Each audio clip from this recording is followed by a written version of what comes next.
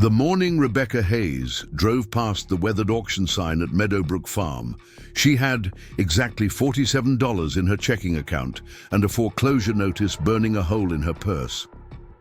What she didn't know was that within 24 hours, FBI Director Marcus Bradley would be standing in her kitchen holding a letter that would change not just her life, but the fate of an entire town. Before we jump back in, tell us where you're tuning in from, and if this story touches, you make sure you're subscribed, because tomorrow I've saved something extra special for you. The late September wind carried the scent of dried wheat and diesel exhaust as Rebecca parked her rusted sedan along the gravel road leading to Meadowbrook Farm.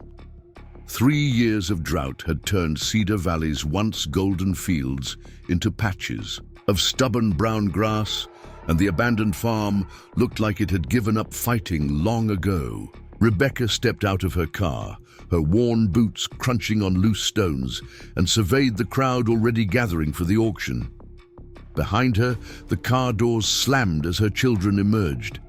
Lucas, all 16 years of teenage skepticism, immediately shoved his hands in his pockets and scowled at the dilapidated farmhouse. Maya, 2 years younger but infinitely more optimistic, bounced on her toes as she took in the sprawling acreage that stretched toward the distant mountains. "You're seriously thinking about buying this place?" Lucas asked, his voice carrying that particular blend of disbelief and embarrassment that only teenagers could master. "Mom, we can barely afford groceries." Rebecca tucked a strand of her dark hair behind her ear, a nervous habit she'd developed since becoming the sole provider for her family. The truth was, she could barely afford to be here. The auction company required proof of funds just to register as a bidder, and she'd had to borrow money from her sister just to show the minimum balance they required.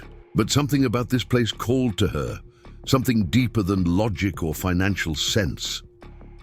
"Sometimes the biggest risks lead to the biggest rewards," Rebecca said, though the words sounded hollow even to her own ears. She'd been repeating similar platitudes since James had died 4 years ago, trying to convince herself, as much as her children, that they could rebuild their lives. The auctioneer's assistant, a young man with a clipboard and an officious expression, approached them. "Here to register for bidding?" he asked, eyeing Rebecca's modest clothes and beat-up car with barely concealed skepticism. "Yes," Rebecca said, squaring her shoulders. She handed over her documentation, trying to ignore the way his eyebrows rose when he saw her bank statement. As they made their way toward the assembly area in front of the old farmhouse, Rebecca noticed the other potential buyers. Most wore suits or pressed khakis, carrying tablets and speaking into cell phones with the easy confidence of people who bought properties regularly. She recognized Ryan Porter immediately.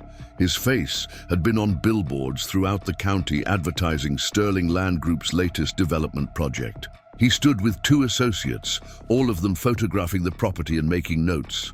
"Mom, there's someone waving at you," Maya said, pointing toward the crowd. Rebecca turned to see Nancy Coleman from the Blue Mountain Diner making her way over, her gray hair pinned back in its usual neat bun.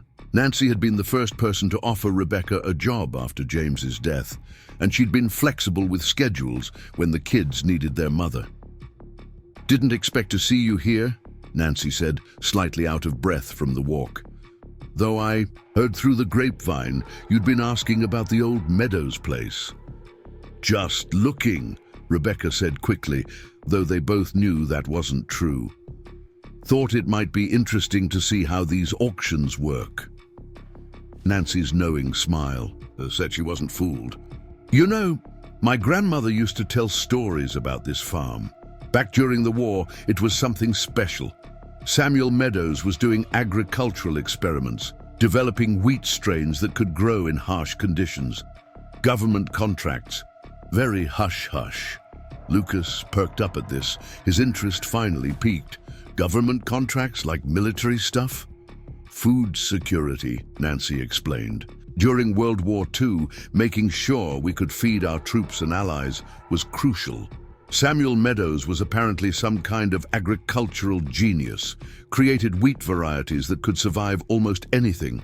Then one day, just after the war ended, he disappeared, simply vanished, left behind this farm and a lot of unanswered questions. The auctioneer's voice crackled through a portable PA system, calling everyone to gather. Rebecca noticed that more people had arrived, including several she didn't recognize. The crowd was larger than she'd expected for a property that had been abandoned for nearly 5 years. As they assembled, Rebecca found herself standing next to an elderly woman she'd never seen before. The woman wore a simple but elegant navy suit, her white hair styled in a careful wave.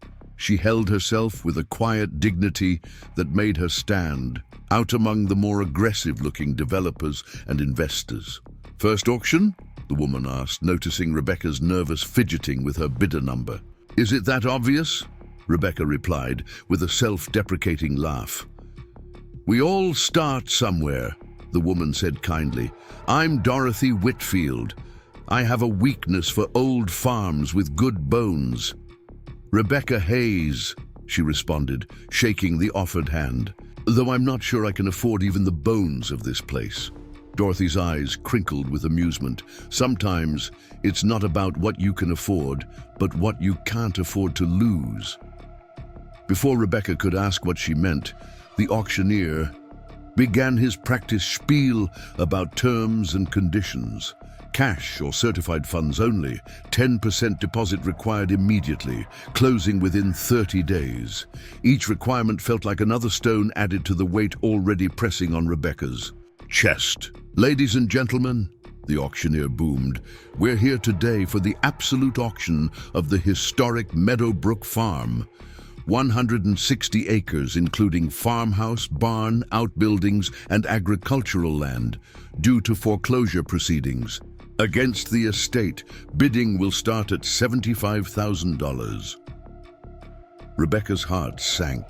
She had scraped together enough to potentially bid up to $90,000 if she emptied every account and maxed out her one remaining credit card.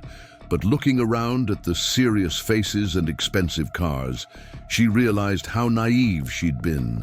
$75,000, called Ryan Porter without hesitation, his voice carrying the casual confidence of someone for whom such amounts were merely numbers on a spreadsheet. $80,000, came another voice from the back. $85,000. Porter countered immediately. Rebecca gripped her bidder card but kept it lowered. At this pace, the bidding would exceed her maximum within minutes. She glanced at her children. Lucas looked relieved, but Maya's face had fallen with disappointment. $90,000, called someone else. $95,000, Porter responded, sounding slightly annoyed now. The bidding continued its relentless climb. $100,000, $110,000, $120,000. Each increase felt like another nail in the coffin of Rebecca's impractical dream. She'd been foolish to think she could compete with developers and investment groups. At $130,000, the bidding slowed. Porter seemed to be the primary contestant now, with only one other investor offering resistance.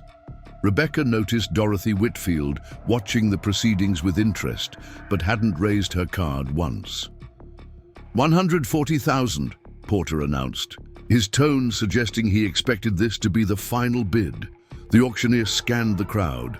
$140 going once, going twice. $150,000, Dorothy Whitfield said clearly, raising her card for the first time. A murmur ran through the crowd. Porter turned to look at the elderly woman, his expression shifting from annoyance to calculation. He whispered urgently with his associates. $160, he counted, his jaw set with determination. $170, Dorothy responded without hesitation. Rebecca watched in amazement as the two continued their battle. Porter's face grew increasingly flushed with each bid, while Dorothy remained serene, as if she were ordering tea rather than committing hundreds of thousands of dollars. At $200,000, Porter's associates were openly arguing with him. The property, while historic, wasn't worth nearly that much in its current state. Everyone knew it would require massive investment just to make it habitable again. $210,000, Dorothy said calmly.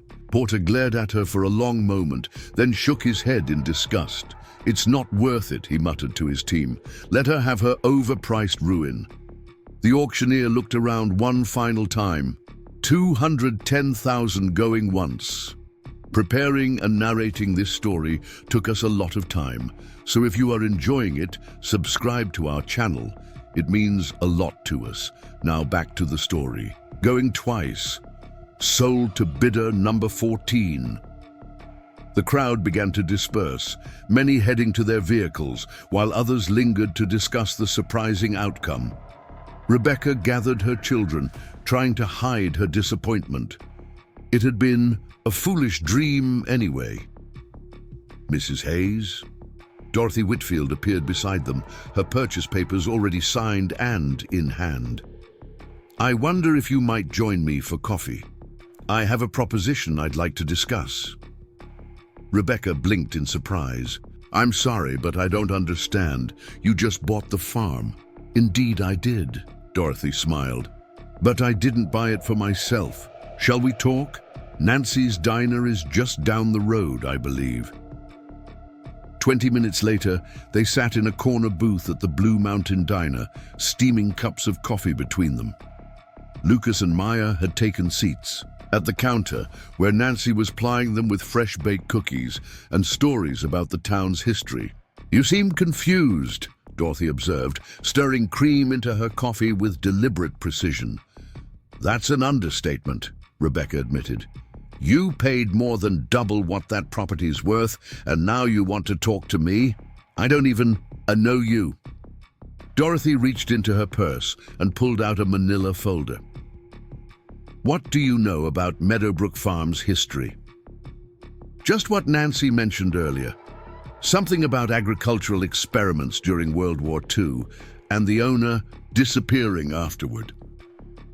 "Samuel Meadows was my sister Grace's fiancé," Dorothy said quietly. "They were to be married in the spring of 1946. Grace lived for those letters he sent from his research station here in Montana. He wrote about developing wheat strains that could grow in the harshest conditions, about his dreams for feeding the world after the war ended." Rebecca leaned forward, intrigued despite her confusion. "What happened to him?"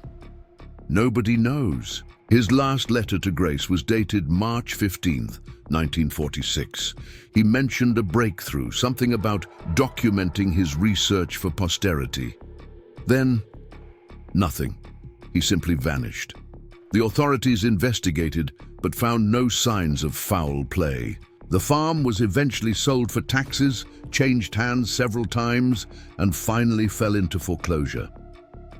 "I'm sorry about your sister's loss," Rebecca said genuinely, "but I still don't understand what this has to do with me." Dorothy smiled, sadly. Grace never married. She spent her entire life wondering what happened to Samuel, holding on to hope that someday the mystery would be solved. She passed away last year at 91, still wearing the engagement ring he'd given her. She paused, studying Rebecca's face. "She left me considerable resources with one request: find out what happened to Samuel Meadows." "And you think buying the farm will help?" "I know it will," Dorothy said with quiet certainty. "But I'm 83 years old, Mrs. Hayes. I don't have the energy or the expertise to restore a farm and search for decades-old secrets. What I need is someone with vision, determination, and a reason to make that farm live again." Rebecca set down her coffee cup carefully. "You're offering me the farm?" "I'm offering you a partnership," Dorothy corrected. "I'll hold the deed, but you'll have complete control of the property. Restore it, work it, make it profitable if you can. Live there with your children, give them the space to grow. In exchange, you help me search for answers about Samuel Meadows." The offer was so unexpected, so overwhelming, that Rebecca couldn't form words. She glanced toward the counter where Maya was laughing at one of Nancy's stories, while Lucas actually smiled, a rare sight these days. "Why me?" she finally managed. "You don't know anything about me." Dorothy's eyes twinkled. "Don't I? Single mother, lost her husband to cancer 4 years ago. Works 2 jobs to keep her family afloat. Spent the last 3 months researching farms, visiting the library to study agricultural guides, asking questions about sustainable farming at the extension office. You've been at every county commission meeting where land use was discussed.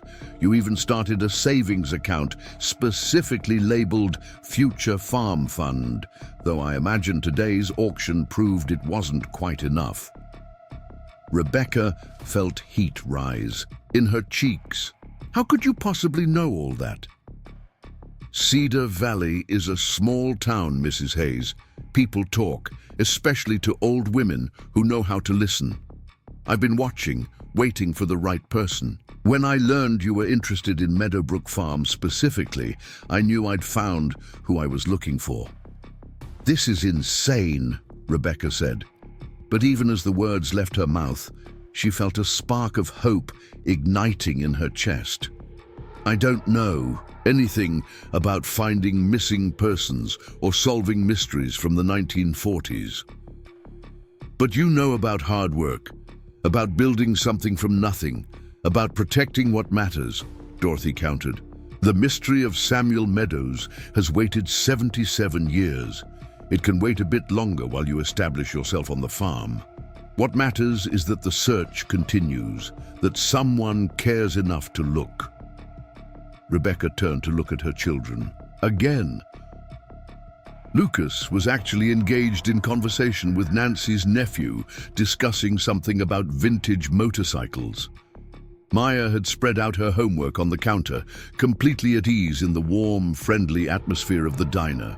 For 4 years, they'd lived in a cramped apartment in Pine Ridge. Every month a struggle to make rent, every decision weighted by financial impossibility. "There has to be a catch," Rebecca said, turning back to Dorothy. "People don't just give away $200,000 properties." "The catch is simple," Dorothy replied. "You can never sell to developers. The farm remains agricultural land, period. If you decide to leave, it reverts to the Whitfield Trust and we find another caretaker. But while you're there, it's yours to manage as you see fit. Grow crops, raise animals, start a business, whatever you think best. All I ask is that you look for clues about Samuel, preserve any historical elements you find, and keep the dream alive that someday we'll know what happened." She slid the manila folder across the table. "This contains the trust documents my lawyer prepared. Take them home, read them carefully, discuss it with your children. The decision is yours, but I'll need an answer by tomorrow afternoon. I'm staying at the Cedar Valley Inn tonight." Rebecca picked up the folder with trembling hands. Inside were legal documents, but also photographs, black and white images of a younger Meadowbrook farm, of a handsome man in work clothes standing beside experimental wheat fields, of a young woman who must have been Grace Whitfield, her eyes bright with hope and love. "Why tomorrow?" Rebecca asked. "Because Ryan Porter has already left 3 messages on my hotel phone, and by tomorrow evening he'll have worked out a way to offer me double what I paid," Dorothy said matter-of-factly. "Sterling Land Group doesn't give up easily. If you're going to do this, we need to move quickly." That evening, Rebecca sat at their small kitchen table with Lucas and Maya, the trust documents spread before them. She'd explained Dorothy's offer 3 times and still felt like she was describing a fairy tale rather than a real possibility. "So this old lady just wants to give us a farm?" Lucas asked skeptically. "Because her sister's boyfriend disappeared in 1946? That sounds like the beginning of a horror movie, Mom." "She's not giving it to us," Rebecca corrected. "We'd be caretakers, partners in a trust. We'd have to maintain the property, try to make it profitable, and help investigate this old mystery. But yes, we'd get to live there, work the land, build something." Maya had been unusually quiet, studying the old photographs Dorothy had included. "She looks so sad," she said finally, pointing to a picture of Grace Whitfield. "Waiting all those years, never knowing what happened. That's awful." "It's a lot of work," Rebecca warned them. "The farm needs massive repairs. We'd have to learn about agriculture, probably start small with gardens and maybe some chickens. I'd keep working at the diner until we could generate some income from the farm. It wouldn't be easy." "Would I have to change schools?" Lucas asked. "No, Cedar Valley High has bus service that comes out that way. Actually, you'd be closer to school than we are now." Lucas considered this. "And we'd have our own rooms?" "The farmhouse has 4 bedrooms, Rebecca confirmed. "Plus a basement, 2 bathrooms, a big kitchen, living room with a fireplace." "I want to do it," Maya interrupted. "It feels right, Mom, like this is supposed to happen." Rebecca looked at Lucas, who shrugged in that teenage way that could mean anything. "It's better than watching you work yourself to death trying to keep our crappy apartment," he admitted. "And maybe finding out what happened to that Samuel guy would be cool, like a real-life mystery." That night, Rebecca barely slept. She kept thinking about the photographs, about Grace Whitfield waiting 70 years for answers, about Dorothy's determined eyes and the strange certainty she seemed to possess. She thought about her own life, the endless cycle of work and worry, the gradual wearing down of hope, the way her children had learned to expect less and less from life. By morning, she'd made her decision. 3 weeks after Dorothy Whitfield signed Meadowbrook Farm into the trust, Rebecca found herself standing in the massive kitchen of the old farmhouse, overwhelmed by the magnitude of what they'd undertaken. Autumn sunlight filtered through grimy windows, illuminating dust motes that danced in the air like tiny witnesses to decades of abandonment. The moving truck had left an hour ago, depositing their meager possessions in a house that seemed to swallow them whole. Maya ran from room to room upstairs, her excited footsteps echoing through the empty spaces. Lucas had already claimed the bedroom with the best view of the mountains, though he'd tried to play it cool when making his choice. Rebecca could hear them arguing good-naturedly about who got which closet, a normal sibling squabble that somehow felt monumental in this new setting. The kitchen alone was larger than their entire former apartment. Ancient appliances stood like monuments to another era. A harvest gold refrigerator that hummed uncertainly, a gas stove with more burners than Rebecca knew what to do with, and cabinets that reached toward 12-foot ceilings. Everything needed cleaning, repair, or replacement, but underneath the neglect lay solid craftsmanship that had endured nearly 80 years. Earl Thompson, the caretaker Dorothy had hired to help with the transition, appeared in the doorway carrying his toolbox. A man of about 60, with weathered hands and kind eyes, he'd already proved invaluable in getting the utilities connected and identifying the most urgent repairs. "Water heater's working better now," he announced, setting down his tools. "Should have enough hot water for showers tonight, though I wouldn't recommend everyone going at once. The whole system needs updating, but it'll hold for now." Rebecca nodded gratefully. "I don't know what we'd do without your help, Earl. This place is overwhelming," he supplied with a knowing smile. "Every old farm looks impossible at first, but these bones are good. Samuel Meadows built to last. You can see it in the joinery, the foundation work. They don't make them like this anymore. Did you know him? Samuel Meadows?" Earl shook his head. "Before my time, but my father worked as a hand here during the war years. Said Meadows was brilliant but secretive, had whole sections of the property where no one else was allowed. Government. Work, everyone assumed. Very hush-hush." The mention of secrets made Rebecca think of Dorothy's true purpose in purchasing the farm. In the weeks since their agreement, she'd done preliminary research on Samuel Meadows, but found frustratingly little beyond basic records: birth certificate, draft registration, a few agricultural patents. It was as if he'd been deliberately erased from history after 1946. "Mom, come look at this," Maya's voice carried from somewhere deep in the house. Rebecca followed the sound through a butler's pantry she hadn't even noticed during their initial tour, past built-in china cabinets, with wavy glass doors, and into what must have been a formal dining room. Maya stood by a section of wainscoting, pressing on various panels. "There's something weird about this wall," she explained. "It sounds different here, like it's hollow." Lucas appeared from another doorway, having been drawn by his sister's discovery. "Probably just the way old houses are built," he said, but Rebecca noticed he looked intrigued despite his dismissive tone. Earl joined them, running his experienced hands over the woodwork. His expression grew thoughtful. "Your daughter might be onto something." This section was added later. Different wood grain, newer nails. Could be they closed off a door or window. He produced a small pry bar from his tool belt and carefully worked at the edge of one panel. With a soft groan, it swung inward, revealing not a window, but a narrow cupboard space. Inside, covered in dust and cobwebs, sat 3 wooden crates, marked with faded military stamps. "Well, I'll be," Earl muttered. "Looks like you found one of Samuel's hiding spots." Rebecca felt her pulse quicken as they carefully extracted the first crate. The wood was dry and brittle with age, held together by rusted metal strips.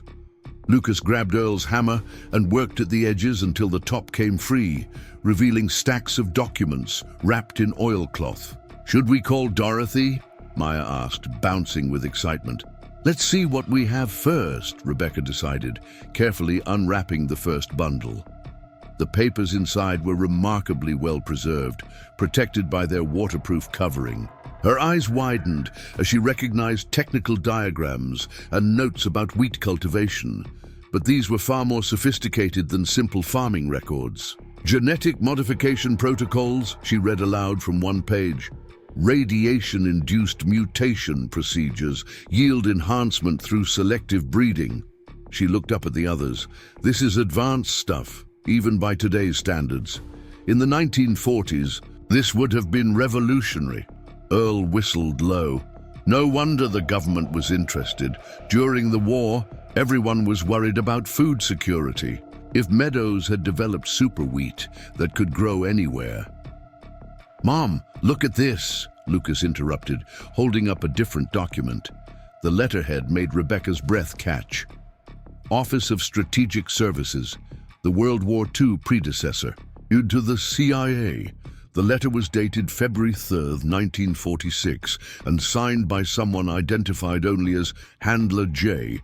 Its contents were brief but chilling. "Progress reports received. Continue Project Harvest as directed. Maintain absolute security. Your work is vital to national interests. Further instructions to follow through established channels."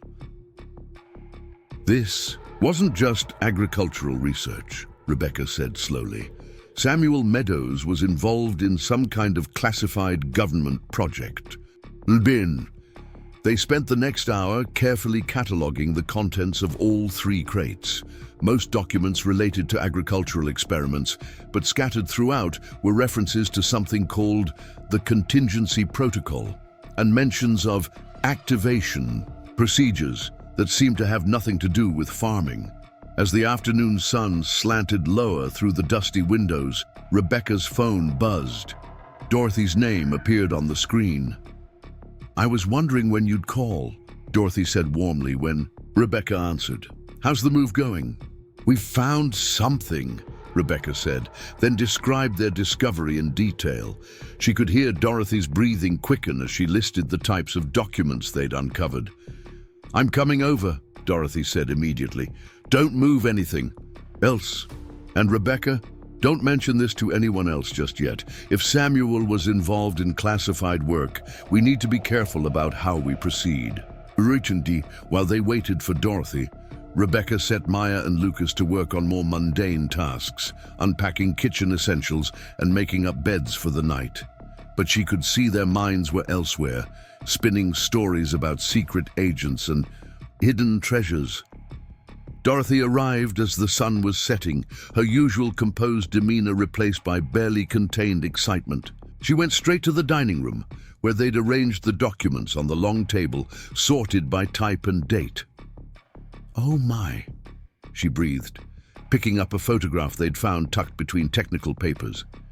It showed Samuel Meadows standing, with several men in military uniforms, outside what appeared to be a laboratory building. Grace never saw this. She had so few pictures of him. Rebecca watched as the elderly woman carefully examined each document, her expression shifting from wonder to concern as she read. Finally, Dorothy set down a memo marked "Classified" and looked up. "This is more than I ever imagined we'd find," she said quietly. Samuel wasn't just developing drought-resistant wheat.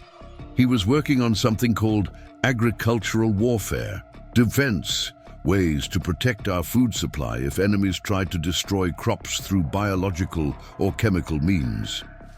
"But why all the secrecy?" Lucas asked. "I mean, protecting crops sounds like a good thing." Dorothy held up another document. "Because the research went both ways. If you can protect crops from biological attacks, you can also." She trailed off, but they all understood. The same knowledge that could defend could also be weaponized. "There's something else," Rebecca said, retrieving a letter she'd set aside. This was in a separate envelope, sealed with wax. It's addressed, "To be opened only in case of my disappearance." Dorothy's hands trembled as she took the envelope. The wax seal bore the impression of a wheat stalk, crossed with a key. Inside was a single page of Samuel's careful handwriting. "To whoever finds this, if you are reading these words, then my concerns have proven justified. The work I've done here at Meadowbrook was intended to help humanity, but I've discovered that certain elements within our government have other plans. They want to weaponize my research to create agricultural weapons that could starve entire nations. I cannot be part of this. I have hidden the most crucial findings where they will never think to look in plain sight among the very crops they would destroy. The key is in the heritage seeds. Look for the 7th variation, the one I codenamed Grace's Hope. Trust no one from the project, especially those who claim to be protecting national security. They have their own agenda." Samuel Meadows, March 10th, 1946. The room fell silent as they absorbed the implications. Dorothy sank into a chair, her face pale. "He didn't abandon Grace," she whispered. "He was trying to protect something, maybe trying to protect everyone." Earl, who had been quiet throughout the revelations, cleared his throat. "Folks, I don't mean to add to the mystery, but there's something else you should know. Those experimental Fields Meadows worked. They're still out there. Past the north pasture, there's about 20 acres that nobody's touched since the 40s. Local farmers won't even run cattle there. They say the soil's strange, that things grow differently." Rebecca felt a chill despite the warm evening. "What kind of differently?" "Plants that shouldn't survive our winters do just fine. Wheat that grows twice as tall as it should. And sometimes..." He hesitated. "Sometimes folks report seeing lights out there at night, like someone's working the fields in the dark." Maya moved closer to her mother while Lucas tried to look skeptical but couldn't quite hide his unease. Dorothy, however, sat up straighter, her eyes bright with purpose. "We need to examine those fields," she said decisively. "If Samuel hid something in plain sight among the crops, it might still be there. Seeds can remain viable for decades under the right conditions." "Tomorrow," Rebecca said firmly. "It's getting dark and we're all exhausted. Whatever secrets are out there have waited this long. They can wait one more night." As if to emphasize her point, the old house creaked and settled around them, making sounds that were probably perfectly normal, but seemed ominous given their discoveries. They carefully packed the documents back into the crates, though Dorothy insisted on taking the letter and photograph with her. That night, after Dorothy had returned to town and Earl had gone home, Rebecca made a simple dinner from the groceries they'd brought. The ancient dining room felt too formal and somewhat unsettling after their discoveries, so they ate at the small table in the breakfast nook, trying to establish some sense of normalcy. "Do you think the government knows about all this?" Lucas asked, pushing peas around his plate. "Like, are they still watching this place?" "The Office of Strategic Services was disbanded in 1945, Rebecca said, though she wasn't entirely sure that answered his question. "And this all happened so long ago. I doubt anyone's paying attention to an abandoned farm in Montana." Maya, who had been unusually quiet during dinner, suddenly looked up. "But what if someone is? What if that's why no one's bought this place? In years. What if—" "That's enough ghost stories for tonight," Rebecca interrupted gently. "We're here to farm and help Dorothy find answers about Samuel Meadows. Let's not borrow trouble." Despite her calm words, Rebecca found herself checking the locks twice before bed and peering out windows into the darkness. The rational part of her mind insisted they were perfectly safe, that they were dealing with historical mysteries, not present dangers. But another part, the instinctive part that had kept her family together through 4 difficult years, remained on alert. She was just drifting off to sleep when her phone buzzed. A text from Dorothy. "Couldn't sleep. Been reading Samuel's letter again. That phrase, Grace's hope. I remember now. Grace always hoped to have 7 children. She used to joke about naming the 7th one Hope. Samuel would have known that. First thing tomorrow, we look for whatever he marked as the 7th variation." Rebecca set her phone aside and stared at the ceiling. 3 weeks ago, she'd been a struggling waitress in a cramped apartment. Now she was living in a farmhouse, full of secrets, partnered with an elderly woman on a quest to solve a 70-year-old mystery that apparently involved classified government research and agricultural warfare. She thought about the strange fields Earl had described, about lights in the darkness and plants that defied natural laws. Tomorrow, they would explore those fields, looking for something called Grace's Hope that might be the key to understanding why Samuel Meadows had vanished. As she finally dozed off, Rebecca's last coherent thought was a prayer that Dorothy's quest would lead to simple answers. A man protecting his research, a tragedy of circumstances, a mystery with a logical solution. But deep down, she suspected, they had only scratched the surface of Meadowbrook Farm's secrets. Morning came too soon, announced by an unfamiliar rooster's crow from a neighboring property. Rebecca woke disoriented, taking a moment to remember where she was. Pale sunlight streamed through thin curtains, illuminating the spare bedroom she'd claimed on the first floor. The house was quiet. Even Maya, an early riser by nature, seemed to be sleeping in after yesterday's excitement.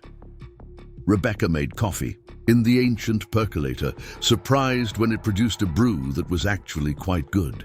She carried her cup onto the front porch, breathing in the crisp morning air. The view stretched for miles, rolling hills dotted with other farms, the mountains rising purple and majestic in the distance.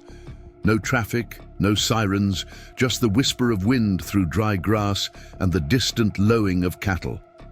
She was contemplating the peacefulness when the sound of tires on gravel disturbed the morning quiet. Dorothy's Lincoln navigated the rutted driveway, followed by an unfamiliar pickup truck. As the vehicles parked, Rebecca recognized Dr. James Mitchell from the Agricultural Extension Office climbing out of the truck. She'd met him briefly during her research phase, when she'd been dreaming of buying a farm, but had no idea how it would actually happen. "Hope you don't mind," Dorothy called as she approached the porch. "I asked Dr. Mitchell to join us. If we're going to be examining experimental crops, we need someone who understands plant genetics." Dr. Mitchell, a tall man in his 50s with prematurely gray hair, carried a case of scientific equipment. "Mrs. Whitfield told me a bit about what you've found," he said, shaking Rebecca's hand. "I have to admit, I'm intrigued. Samuel Meadows is something of a legend in agricultural circles. His published work was decades ahead of its time, but there were always rumors he'd achieved breakthroughs that never made it into journals. Lucas appeared on the porch, dressed but still looking half asleep. Are we going to look at the weird fields? After breakfast, Rebecca said firmly, and after your sister wakes up. This is a family project. An hour later, fortified by eggs and toast, they set out across the property.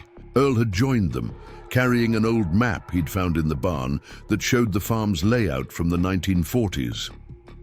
According to the faded markings, the experimental fields lay beyond a stand of cottonwoods that had grown considerably since the map was drawn. The morning was warming quickly, promising another unseasonably hot October day. They walked single file along an overgrown path, Earl leading with a machete to clear the worst of the brambles. Rebecca noticed that the vegetation grew denser as they approached the experimental area, as if nature had tried to reclaim this section more aggressively than the rest of the farm. There, Earl said finally, as they emerged from the cottonwood grove. Before them stretched a field unlike anything Rebecca had expected. Instead of the withered grass and weeds that dominated the rest of the abandoned farm, this area showed signs of vibrant life. Tall grasses swayed in patterns that didn't quite match the breeze, and scattered throughout were patches of what looked like wheat. Except the stalks were too tall, too thick, and the wrong color for autumn. Dr. Mitchell moved forward immediately, pulling instruments from his case. "This is impossible," he muttered, kneeling beside a cluster of grain stalks. "This appears to be winter wheat, but it's showing characteristics of spring varieties and the cellular structure." He trailed off, absorbed in his examination. Dorothy stood at the field's edge, her eyes scanning the area with intense focus. "7," she said softly. "We need to find the 7th variation." They spread out across the field, though Rebecca warned Maya and Lucas to stay within sight. The further they moved into the experimental area, the stranger things became. Some plants showed mutations that seemed random, wheat with doubled heads, stalks that spiraled instead of growing straight, while others displayed changes that were clearly intentional, designed for specific traits. "Mom, over here!" Maya called from the eastern edge of the field. She stood beside a section where the plants grew in unusually straight rows, their formation too perfect to be natural. As they approached, Dr. Mitchell suddenly grabbed Rebecca's arm. "Don't step there," he warned, pointing to a series of flat stones set into the ground. "Those are marker stones. In agricultural experiments, they usually indicate specific test plots." He was right. The stones, nearly buried under decades of growth, were carved with numbers. They followed the line of markers, 1, 2, 3, until they reached the 7th stone. The plot it marked was different from the others. The wheat here grew in a perfect circle, the stalks leaning inward as if protecting something at the center. Dr. Mitchell approached carefully, taking readings with various instruments. His expression grew increasingly bewildered. "The radiation levels here are slightly elevated, nothing dangerous but unusual, and the magnetic field is..." He checked his meter again. "This doesn't make sense." Dorothy pushed forward, her elderly frame suddenly animated with purpose. "Grace's hope," she breathed. "This is it." At the center of the circular plot, they found what Samuel Meadows had hidden. Not a cache of documents or gold, but a metal container about the size of a shoebox, its surface etched with symbols that looked both scientific and strangely artistic. The wheat stalks had grown around it protectively, their roots forming an intricate network that had somehow preserved the container for nearly 8 decades. Earl produced a small shovel and carefully excavated around the box. "It's sealed," he observed. "Looks like lead-lined steel. Whatever's in there, Meadows wanted it protected from everything. Weather, radiation, time itself." They carried the container back to the farmhouse, the weight of their discovery making the return journey feel longer. In the kitchen, under bright lights, they could see more details. The symbols etched into the metal included chemical formulas, DNA helixes, though the structure wouldn't be officially discovered for several more years after this was created, and what appeared to be astronomical calculations. "Should we open it?" Lucas asked, voicing what they were all thinking.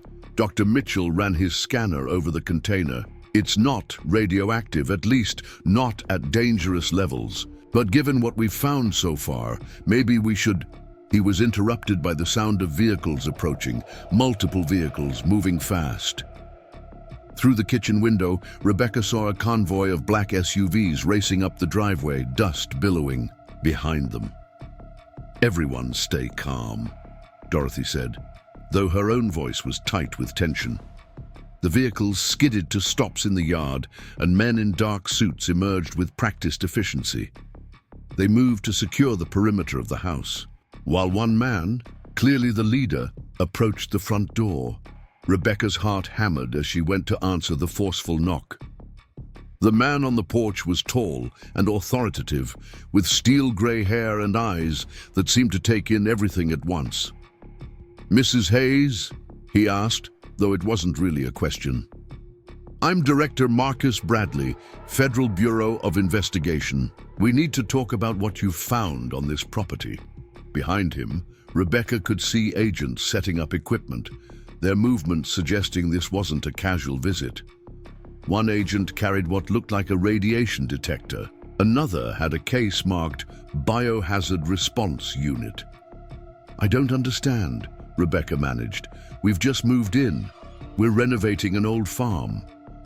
Director Bradley's expression remained neutral, but his eyes flicked past her to where the others stood frozen around the kitchen table and the metal container that sat there like an accusation. "Mrs. Hayes," he said, his voice carrying the weight of authority and something else, urgency, perhaps even fear. "I'm afraid that's not entirely accurate.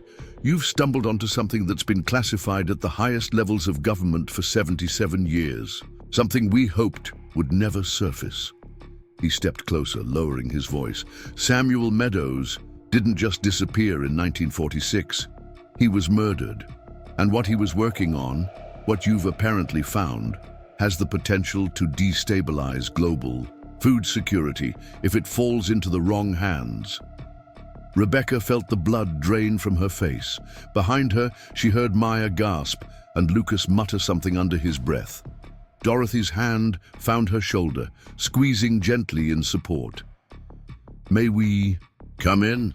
Director Bradley asked, though his agents were already moving toward the door. "We have a lot to discuss, and time may be more critical than you realize. You see, you're not the only ones who've been looking for Samuel Meadows' legacy. And the others who are interested, well, let's just say they don't have humanity's best interests at heart." As the FBI agents filed into her kitchen, Rebecca's mind raced. The peaceful farm life she'd imagined, the simple mystery Dorothy wanted to solve, all of it was evaporating like morning mist. They hadn't just found historical documents or agricultural research. They'd uncovered something that powerful people had killed to hide and others might kill to possess.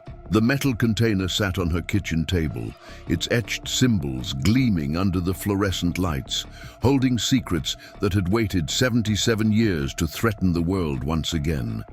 And Rebecca Hayes, former waitress and struggling single mother, found herself at the center of a conspiracy that stretched from the past into a suddenly uncertain future. Director Bradley's agents transformed Rebecca's kitchen into a makeshift command center within minutes. Laptops appeared on countertops, secure communication devices were set up near the windows, and two agents in hazmat suits stood ready beside the metal container, though they hadn't yet made any move to examine it. Rebecca found herself seated at her own kitchen table, feeling like a stranger in the house she'd occupied for less than 24 hours. Dorothy sat beside her, maintaining her dignity despite the surreal circumstances. Lucas and Maya huddled close together on the bench, while Dr. Mitchell and Earl stood awkwardly near the door, clearly unsure whether they were free to leave. "Before we go any further," Director Bradley said, taking a seat across from Rebecca, "I need everyone in this room to understand the gravity of the situation. What I'm about to tell you is classified at the highest levels. The only reason I'm sharing it is because you've already uncovered too much to be kept in the dark safely." He pulled out a tablet and brought up a black and white photograph. The same one they'd found in the hidden crates, showing Samuel Meadows with military officials. This was taken in January 1946 at a facility that officially never existed. The man standing next to Meadows is Colonel Robert Harrington, who ran a program codenamed Harvest Moon. The public was told it was about developing better crops for post-war recovery. The reality was far different. The director swiped to another image, aerial photographs of crop fields. During the war, both sides experimented with biological warfare, not just diseases that affected humans, but organisms that could destroy food supplies. Imagine being able to release a pathogen that would eliminate an enemy's wheat crop, their rice, their corn. Entire nations could be brought to their knees without firing a shot. Dorothy leaned forward. Samuel was defending against such weapons? Initially, yes. Meadows was recruited because of his genius with plant genetics. He developed crops that were resistant to known biological agents. But then he made a breakthrough that changed everything. Bradley's expression darkened.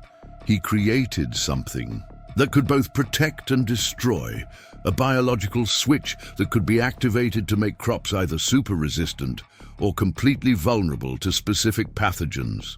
Dr. Mitchell inhaled sharply. That's theoretically impossible, even with today's technology.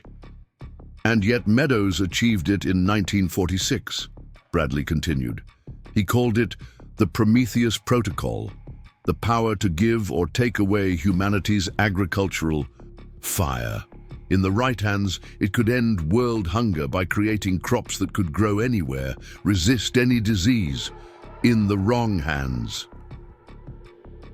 global famine, Rebecca whispered, understanding dawning. Exactly.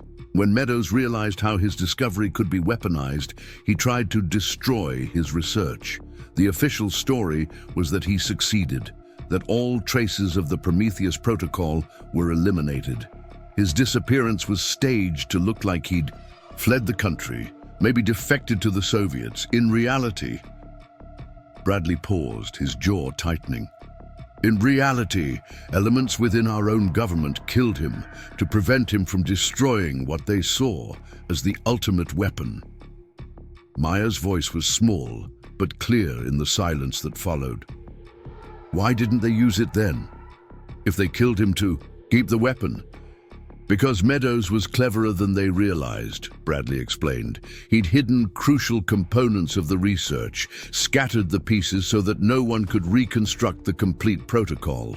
The container you found, he gestured to the metal box, is believed to contain one of those pieces, but we don't know which one or what safeguards Meadows might have built into it. Earl cleared his throat. Begging your pardon, Director. But if this has been buried for 77 years, why the urgency now? Who else is looking for it? Bradley's expression grew even grimmer. 3 months ago, several research facilities around the world were breached by sophisticated cyber attacks. The targets seemed random: a seed bank in Norway, an agricultural research center in India, a university genetics lab in Brazil. But our analysts found a pattern. Every facility had some connection, however tenuous, to research from the 1940s. He pulled up another image on his tablet, a blurry security camera photo of a woman in her 30s with distinctive silver-streaked hair. This is Dr. Katerina Volkov, formerly of the Russian Academy of Sciences. She's brilliant, ruthless, and obsessed with historical biological weapons research. We believe she's piecing together information about the Prometheus Protocol, and she's not working alone. Corporate backing? Dorothy guessed. Worse, a consortium of interests, including rogue states, agricultural megacorporations, and at least one doomsday cult that believes triggering global famine will bring about their version of end times. They call themselves the Harvest Collective, and they've been quietly acquiring agricultural land and research facilities for the past 5 years. Rebecca felt overwhelmed. But why here? How did they know to look at Meadowbrook Farm? They didn't until 3 days ago, Bradley admitted. We've been monitoring chatter about Meadows' research for decades, just in case. When Mrs. Whitfield here started making inquiries about the farm, bought it at auction, and then brought in an agricultural geneticist, he nodded toward Dr. Mitchell. It triggered our surveillance algorithms. Unfortunately, it also triggered theirs. You mean we led them here? Dorothy asked, her face paling. Not intentionally, but yes, your search for answers has drawn attention. We intercepted communications suggesting the Harvest Collective is mobilizing resources to this area. They could be here within days, maybe hours. Lucas, who had been silent throughout the briefing, suddenly spoke up. So, what happens now? You take the container and disappear, tell us to forget everything. Director Bradley studied the teenager with something like respect. That would be the standard protocol, but this situation is far from standard. The container you found is likely booby-trapped. Meadows was paranoid about his research falling into the wrong hands. Our experts believe it needs to be opened in a specific way, possibly in a specific location, or its contents will be destroyed. He turned back to Rebecca. The letter mentioned Grace's hope and said the secret was hidden in plain sight among the crops. You found this in the 7th experimental plot, but our cryptographers think there's more to it. The placement, the timing, even the person who opens it might matter. You think it has to be one of us, Rebecca realized. Dorothy, specifically, Bradley confirmed. Meadows was in love with Grace Whitfield. He knew she had a sister. It's possible he designed safeguards that would only respond to someone connected. To Grace, a biological key based on family genetics. Dorothy's hand trembled as she reached toward the container, then withdrew. After all these years, he was still trying to protect everyone, even in death. There's more, Bradley continued. The agricultural anomalies on this farm, the strange growing patterns, the plants that shouldn't survive. They're not random. We think Meadows created a testing ground, a way to verify that whoever found his research understood its implications. The fact that you noticed the patterns followed the clues. It suggests you're exactly who he intended to find this. Rebecca felt the weight of responsibility settling on her shoulders like a lead blanket. What if we refuse? What if we just want to farm and raise our children in peace? Then the Harvest Collective will eventually come for that container, Bradley said bluntly. They're not bound by laws or ethics. They won't hesitate to use force, to threaten your children, to do whatever it takes to get what they want. The safest thing, the only thing, is to open the container under controlled conditions and secure whatever's inside. The room fell, silent except for the hum of electronic equipment and the ticking of the old clock on the wall. Rebecca looked at her children, saw the fear and excitement warring in their eyes. This wasn't the fresh start she'd wanted to give them, but walking away now seemed impossible. When? She asked simply. Tonight, Bradley replied. My team is setting up a containment facility in your barn. Sealed environment, radiation shielding, biohazard protocols. If something goes wrong, we can contain it. Dr. Mitchell, we'll need your expertise with the agricultural aspects. Mr. Thompson, your knowledge of the farm's layout could be crucial. And Mrs. Whitfield. He paused. Are you willing to risk opening something your sister's fiancé died to protect? Dorothy straightened in her chair, years seeming to fall away from her lined face. I've waited 77 years for answers. I won't stop now. As the afternoon wore on, the farm transformed into something from a science fiction movie. White containment tents bloomed in the barn like massive mushrooms. Agents in protective gear ran cables and installed monitoring equipment. Helicopter. Rotors thundered overhead as aerial surveillance established a perimeter. Rebecca tried to maintain some normalcy, making sandwiches for lunch, though most went uneaten. Maya had retreated to her room with a book, while Lucas stationed himself at the front window, providing running commentary on the FBI's activities. Dr. Mitchell worked with the federal scientists, sharing his observations from the experimental field. His excitement about the agricultural implications warred with obvious concern about the weapon's potential. Earl proved invaluable, his practical knowledge of the farm's infrastructure helping the agents understand water tables, soil composition, and other factors that might affect whatever Meadows had hidden.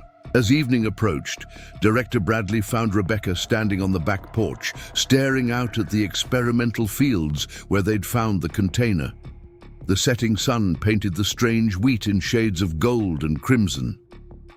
"I've seen a lot in my career," he said quietly, joining her at the rail. "Terrorist plots, nuclear smuggling, cyber warfare. But this, the idea that one man's research from the 1940s could still threaten global stability. It's humbling." "He just wanted to feed people," Rebecca said. "That's what Dorothy told me. Samuel Meadows wanted to make sure no one ever starved again." "Ah, the road to hell," Bradley murmured, then caught himself. "Sorry, it's just that I've seen too many good intentions twisted into weapons.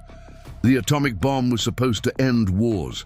The internet was supposed to democratize information, and Meadows' research could still do good," Rebecca insisted, "if it's handled right, if the right people control it."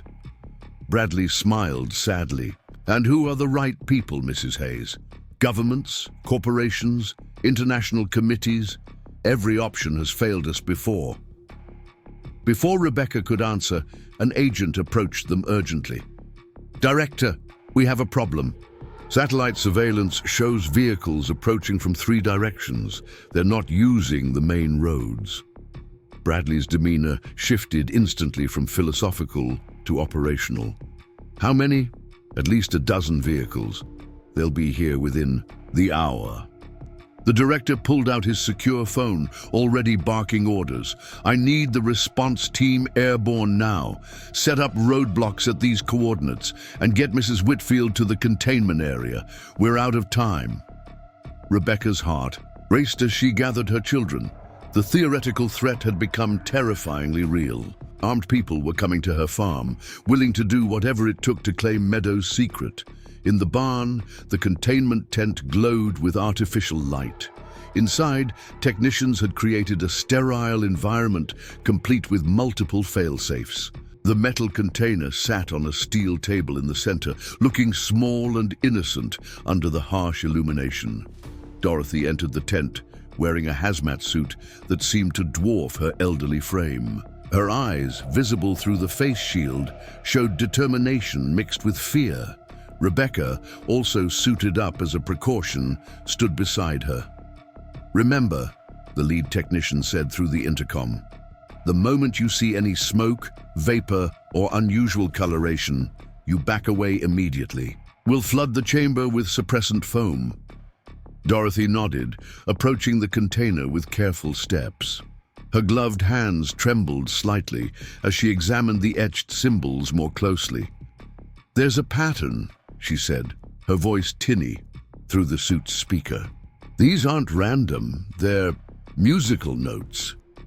Grace was a pianist. She played a particular piece when she was happy, Mozart's Sonata No. 16. Samuel heard it 100 times. Her fingers found subtle indentations along the container's edge, pressing them in sequence. A soft click rewarded her efforts, and a previously invisible seam appeared. Outside the tent, alarms suddenly blared. Bradley's voice crackled over the radio. Perimeter breach, multiple hostiles. They're moving fast. Rebecca could hear gunfire in the distance, the sharp crack of rifles answered by the deeper boom of heavier weapons. Her children were in the farmhouse with several agents, but every maternal instinct screamed at her to go to them. "Mom, look," Lucas's voice came through her earpiece. The FBI had given them all communication devices. "There are people in the experimental field. They're doing something to the plants." Through the tent's clear walls, Rebecca could see figures moving among the strange wheat, spraying something from tanks on their backs. Where the mist touched, plants withered and collapsed. "They're destroying the evidence," Dr. Mitchell said, his voice tight with anger. "All that irreplaceable genetic material." "Focus," Bradley commanded. "Mrs. Whitfield, we need you to open that container now." Dorothy's hands steadied as she lifted the lid. Inside, nested in foam that had somehow survived decades, were 3 items: a glass vial filled with clear liquid, a leather journal, and what looked like a seed pod made of metal. "The vial is cracked," Dorothy reported. "There's crystalline residue around the seal. The journal appears intact. And this pod," she lifted it carefully. "It's warm. Actually, warm to the touch." Suddenly, the lights flickered.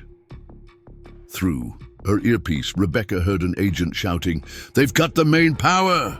Generators are..." The transmission cut to static. Emergency lighting kicked in, bathing everything in red. Through the tent walls, Rebecca could see figures approaching the barn, not FBI agents, but others in tactical gear with no identifying marks. "Get those items secured," Bradley ordered, drawing his weapon. "This is about to get complicated." Dorothy quickly placed the 3 objects in separate containment units the technicians had prepared. As she sealed the last one, the barn doors exploded inward. Smoke grenades rolled across the floor, filling the space with thick gray clouds.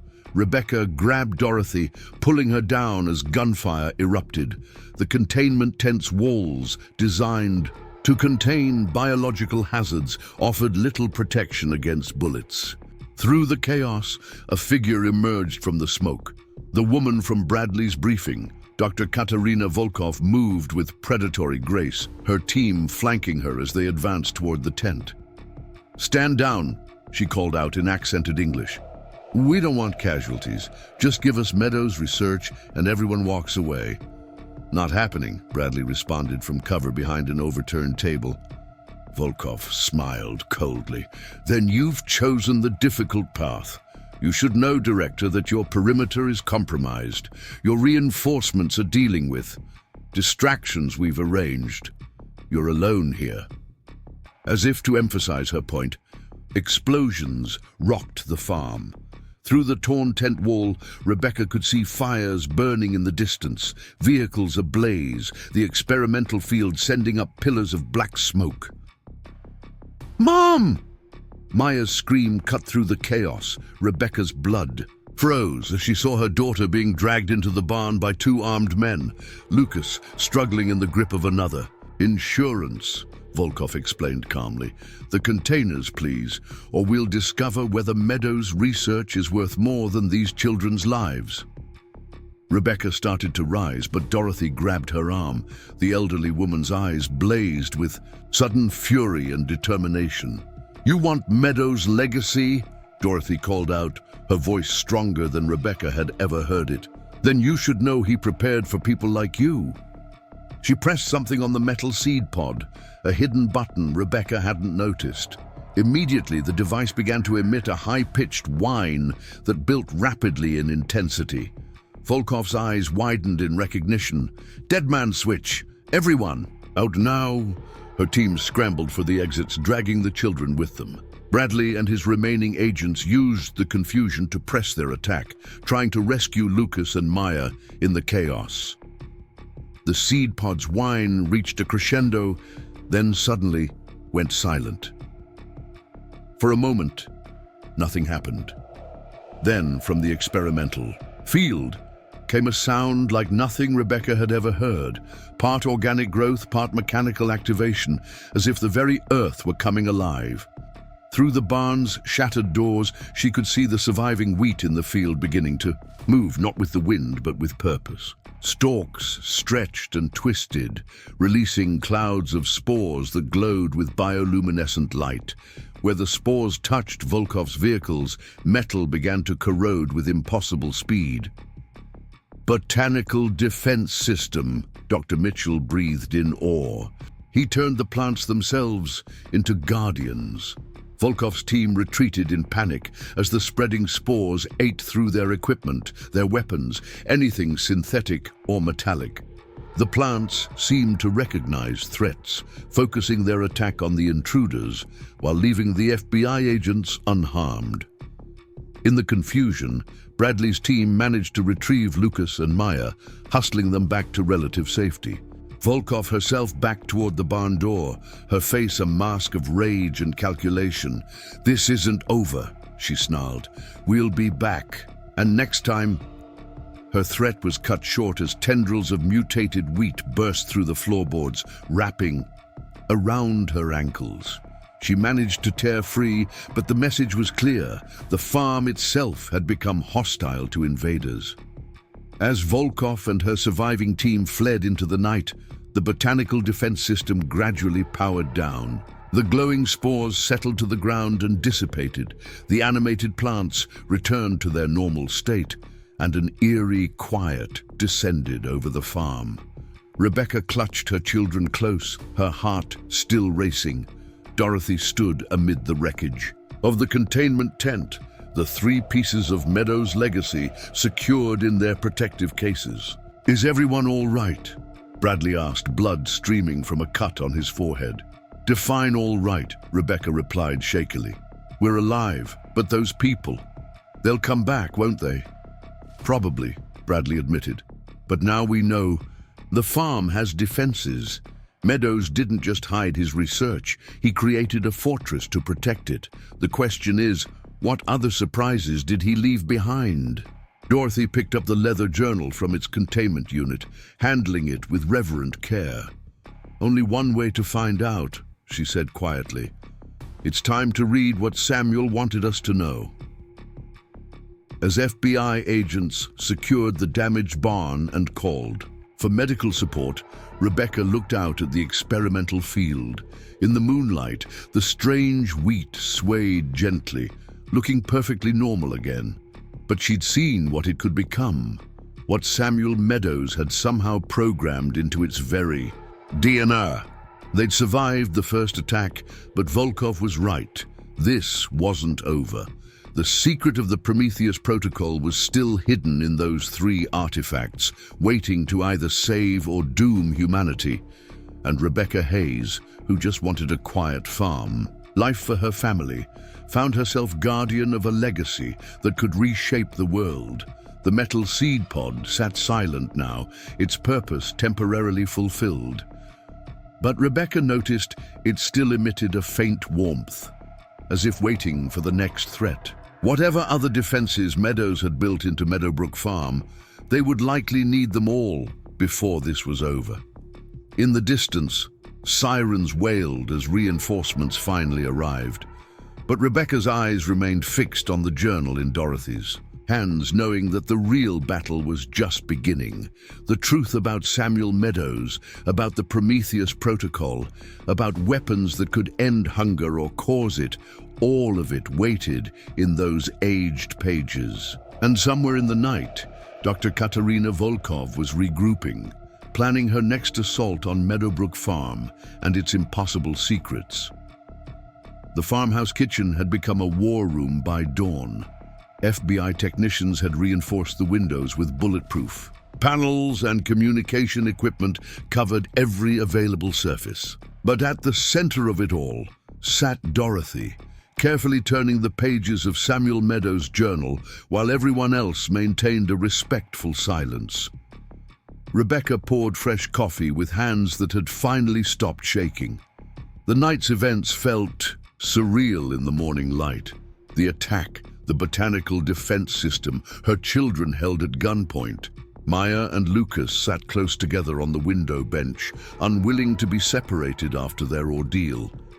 "This is extraordinary," Dorothy murmured, her fingers tracing Meadows' careful handwriting. "He didn't just document his research. He left instructions, warnings, and... oh my." She looked up, her eyes wide behind her reading glasses. He knew they would kill him. He knew exactly who was planning it. Director Bradley leaned forward. "Names? Better than names. He documented everything, meetings, conversations, orders that came down from something called the Prometheus Committee. 5 men who decided his research was too valuable to destroy, too dangerous to make public." Dorothy turned the journal toward Bradley. "Recognize any of these names?" Bradley studied the list, his expression darkening. 2 former secretaries. Of Agriculture, a 4-star general, the head of the OSS Biological Warfare Division, and Christ, Senator William Ashford. He became vice president in 1952. Dr. Mitchell whistled low. "That's a conspiracy at the highest levels of government." "Which explains why this stayed buried for so long," Bradley said. "These men had the power to classify Meadows' work beyond top secret, to make him disappear, to ensure anyone who got too close to the truth met with accidents." Dorothy continued reading. "Samuel writes about creating 3 keys to the Prometheus Protocol. The journal we're reading, which contains the theoretical framework, the vial with what he calls the activation serum, and the seed pod, which is both a defensive weapon and a data storage device." "Data storage?" Rebecca asked. "But this was 1946. They didn't have..." "Biological data storage," Dr. Mitchell interrupted, his excitement overcoming his exhaustion. "It's theoretically possible to encode information in DNA sequences. Scientists are experimenting with it now, but if Meadows achieved it in the 40s..." Dorothy nodded. "He writes that the pod contains the complete genetic sequences for 7 crop variations, the Prometheus 7, he called them. Each one designed for different purposes, some to feed the world, others to..." She paused, swallowing hard. "To selectively target and destroy specific genetic markers in food crops. He could design famines that would only affect certain regions or create abundance in the harshest environments." The implications settled over the room like a heavy blanket. Rebecca thought about the withered plants in Volkov's wake, how quickly the engineered wheat had destroyed her equipment. The defense system last night, that was just a small sample of what these plants can do? "A tiny fraction," Dorothy confirmed. "According to this, the 7th variation, the one he codenamed for my sister, is the master key. It can either activate all the beneficial traits in the other 6, creating a new generation of supercrops, or it can trigger what he calls the Genesis reset, essentially destroying modern agriculture to force humanity to start over. Mutually assured destruction for the food supply," Bradley muttered. "Brilliant and terrifying." A knock at the door interrupted them. An agent entered, his face grim. "Director, we've intercepted communications. The Harvest Collective is regrouping. They're bringing in specialists, geneticists, bioweapons experts, former military. Volkov is personally leading the operation." "How long do we have?" Bradley asked. "Best estimate, 24 hours before they attempt another assault. And, sir, they're not being subtle anymore. They've declared this a matter of global security, claiming we're harboring illegal biological weapons. Several governments are backing their play." Bradley stood, his phone already in hand. "I need to brief the president. This just became an international incident." As Bradley stepped outside to make his calls, Dorothy returned to the journal. Her face grew increasingly pale as she read. "There's more," she said quietly. Samuel included personal letters, things he never sent to Grace. He talks about dreams where the plants speak to him, where he sees possible futures. He was afraid he was going mad from the isolation and the pressure. Or maybe the plants really were communicating, Lucas suggested. Everyone turned to look at the teenager. He shrugged. I mean, we just saw wheat attack people. Is telepathic. Plants really that weird at this point? From the journal's pages, Dorothy pulled a folded letter sealed with wax. The same wheat and key symbol they'd seen before. This is addressed to the guardian of the seventh seal. That would be whoever possesses Grace's hope, the master variation. That's us, Rebecca said. Or more specifically you, Dorothy. You're Grace's family. You opened the container.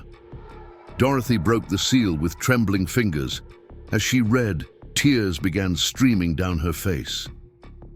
Oh, Samuel, she whispered. She read aloud, to whoever holds this letter, you have found what I've hidden and survived what I've created to protect it. The choice before you is impossible, as it was for me. The Prometheus Protocol can end hunger forever, but only if it remains in the hands of those who value humanity over power. I couldn't trust my own government. I couldn't trust any government. So I trust you, someone who cared enough to look, brave enough to persist, wise enough to understand the consequences. The activation requires 3 elements: the serum, exposed to moonlight on the autumn equinox, the genetic sequences from the pod, planted in soil that has never known pesticides, and a protector who accepts the burden willingly. But be warned, once activated, the Prometheus 7 cannot be controlled, only guided. They will judge humanity's worthiness through methods I cannot predict. May God forgive me for creating such power. May you prove wiser than I in using it. Silence filled the kitchen. Outside, FBI agents shouted commands as they fortified the farm's defenses. In the distance, smoke still rose from the destroyed sections of the experimental field. The autumn equinox, Dr. Mitchell said suddenly. That's today. Technically, it occurs at 3:47 this afternoon. Rebecca felt the world spinning slightly. You're saying we have to decide the fate of global agriculture by this afternoon? B, while under siege by international bioterrorists, Earl added helpfully. Maya, who had been quietly drawing in her notebook, looked up. What happens if we don't activate it? Can't we just keep it safe until someone smarter figures out what to do? Dorothy shook her head. According to the journal, the serum is unstable. Samuel designed it to degrade if not used within a specific time frame after the container is opened. We have maybe 8 hours before it becomes inert forever. And then the Prometheus Protocol dies with it, Dr. Mitchell concluded. No more super crops, no more biological weapons, just nothing. Director Bradley returned, his face drawn. The President is convening an emergency session of the National Security Council. Other nations are doing the same. Everyone wants to know what we've found and what we intend to do with it. What did you tell them? Rebecca asked. The truth, that we have a potential weapon that could revolutionize or destroy agriculture, and that the decision to activate it rests with civilians on a farm in Montana. He managed a tired smile. The Joint Chiefs are thrilled, as you can imagine. An agent burst through the door. Director, satellite surveillance shows movement. Harvest collective forces amassing at 3 staging areas. And there's something else. Cargo planes have been tracked entering U.S. airspace without authorization. Whatever they're carrying, it's not conventional weapons. Biological agents, Dr. Mitchell said grimly. They're bringing their own engineered organisms. If they can't steal the Prometheus Protocol, they'll try to neutralize it with competing biotechnology. Dorothy closed the journal and stood, her elderly frame straightening with resolve. Then we need to make a decision. Do we activate Samuel's creation and trust that its benefits outweigh its dangers? Or do we let it die, maintaining the status quo but losing the chance to end hunger? Rebecca looked around the room. At her, children who had already suffered for this discovery, at the agents who were risking their lives to protect them, at the elderly woman who had waited 7 decades for answers. "It's not our decision alone," she said. "Whatever we choose affects everyone on Earth." "But someone has to choose," Bradley pointed out. "And Meadows chose you. The question is, what do you choose?" The hours that followed were a blur of preparation and debate. Dr. Mitchell worked with the FBI's science team to understand the activation process. Earl helped fortify the farmhouse, his practical knowledge of the land proving invaluable for defense planning. Dorothy studied every page of Samuel's journal, looking for additional insights. Rebecca found herself standing in the experimental field, or what remained of it after the previous night's battle. The strange wheat swayed in the afternoon breeze, showing no sign of its lethal capabilities. She knelt among the stalks, running, her hands through the soil. "Mom?" Lucas approached carefully, followed by Maya. "Agent Bradley says we should stay inside." "I needed to think," Rebecca admitted. "This morning, I just wanted to give you both a better life. Now we're deciding the future of human civilization. How did we get here?" Maya sat beside her mother, picking up a handful of earth. "Maybe we were supposed to. Maybe all those bad things. Dad dying, us losing our home, being poor. Maybe it all led us here because we're the right people to decide." "Since when did you become so wise?" Rebecca asked, pulling her daughter close. "Since I saw plants protect us," Maya replied. "If vegetables can be heroes, maybe regular people can save the world." Lucas snorted, but there was affection in it. "Great! My sister thinks we're in a comic book." They were interrupted by Dorothy's voice over the radio everyone now carried. "Rebecca, you need to see this. I found something in the journal's back cover, a hidden compartment." Back in the kitchen, Dorothy showed them a thin sheet of metal covered in microscopic engravings. Under magnification, they could see intricate diagrams and what looked like mathematical equations. "It's a map," Dr. Mitchell breathed. "Not geographical, genetic. This shows how the 7 Prometheus variations interact. And look here." He pointed to a series of interconnected circles. "This suggests they're not separate strains, but parts of a larger system. They're designed to work together to create something greater than the sum of their parts." "A new form of life," Dorothy said quietly. Samuel wasn't just engineering better crops. He was creating an agricultural ecosystem that could think, adapt, respond to threats. The defense we saw last night, that was just the immune system kicking in. Bradley's radio crackled. "Director, we have a problem. Volkov's forces are moving. Estimated time to contact 2 hours. And sir, they're not alone. Satellite shows military vehicles. Looks like certain foreign governments have decided to back the Harvest Collective's play." The room erupted in urgent preparations. Agents rushed to defensive positions. Helicopters thundered overhead, bringing reinforcements. But Rebecca felt a strange calm descending. The decision was becoming clearer. "We activate it," she said quietly, but with absolute certainty. Everyone stopped to look at her. "Are you sure?" Bradley asked. "Once started, this process can't be reversed." Rebecca nodded. "Volkov and the Harvest Collective want power. They'll use whatever they find here to control food supplies, to hold nations hostage. But if we activate the Prometheus Protocol properly, following Samuel's instructions, we create something they can't control, a living system that responds to humanity's needs, not individual agendas. It's a leap of faith, Dr. Mitchell warned. We don't fully understand what we're unleashing. Neither did the Wright brothers, Rebecca countered, or Marie Curie, or Jonas Salk. Progress always requires faith in humanity's better nature. Dorothy placed a weathered hand on Rebecca's shoulder. Samuel would have liked you. You understand what he was trying to achieve, not just better crops, but a better world.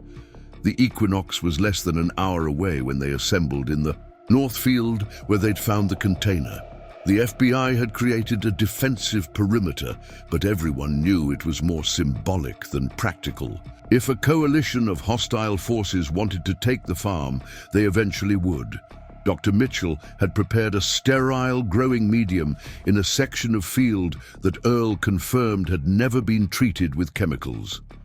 The metal seed pod sat in the center of a carefully drawn circle, its surface warm and pulsing with a faint internal light. Dorothy held the vial of serum, its crystalline contents catching the afternoon sun. According to the journal, I need to pour this over the pod at the exact moment of the equinox. The reaction should be immediate. And then, Rebecca asked, then we see if Samuel's faith in humanity was justified. The radio chatter increased in urgency. Hostile forces had breached the outer perimeter. Exchanges of gunfire echoed across the valley. In the distance, they could see military vehicles advancing through the hills.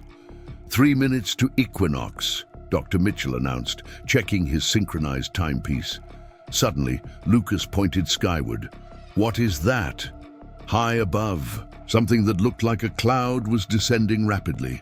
But as it drew closer, they realized it was a swarm, thousands, maybe millions of insects moving in perfect coordination.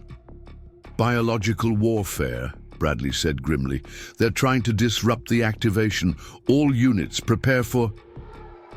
He was cut off as the experimental wheat around them suddenly stood straight, stalks vibrating with an audible hum. The approaching swarm hesitated, then began dispersing as waves of bioluminescent spores rose from the field. The plants were defending themselves and the activation site. 1 minute, Dr. Mitchell called. Helicopters roared overhead, some friendly, others clearly hostile. The sound of approaching engines grew louder. Rebecca could see figures in hazmat suits advancing through the trees, Volkov's forces making their final push. 30 seconds. Dorothy stepped forward, holding the vial steady despite the chaos around them. Her voice was calm. Grace, I hope you're watching. Your Samuel was a good man who tried to make the world better. Let's see if we can finish what he started. 15 seconds. The seed pod began glowing brighter, its warmth increasing until heat waves distorted the air around it. The wheat stalks leaned inward, forming a natural barrier around the activation site. 10, 9, 8. Gunfire erupted closer now. Rebecca saw Agent Bradley go down, clutching his shoulder. Other agents returned fire, trying to hold the perimeter. 5, 4, 3, 2, 1. Equinox. Dorothy poured the serum over the seed pod in a steady stream. The reaction was instantaneous and breathtaking. Light exploded from the pod, not harsh or destructive, but organic. Alive! It spread through the soil like veins of gold, racing outward in patterns that resembled neural networks. Where the light touched, plants burst from the ground with impossible speed. Not just wheat, but dozens of species Rebecca had never seen before. The seed pod cracked open like an egg, revealing 7 seeds of different colors, each pulsing with its own rhythm. They rose into the air, supported by the same force that animated the field, and began orbiting each other in a complex dance.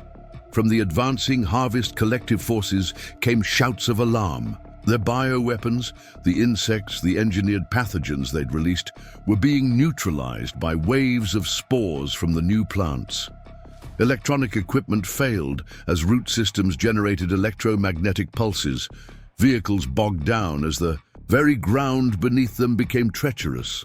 But the true transformation was just beginning. The 7 seeds suddenly shot skyward, disappearing into the clouds. Moments later, beams of colored light descended from the sky, 7 pillars touching down at points across the farm.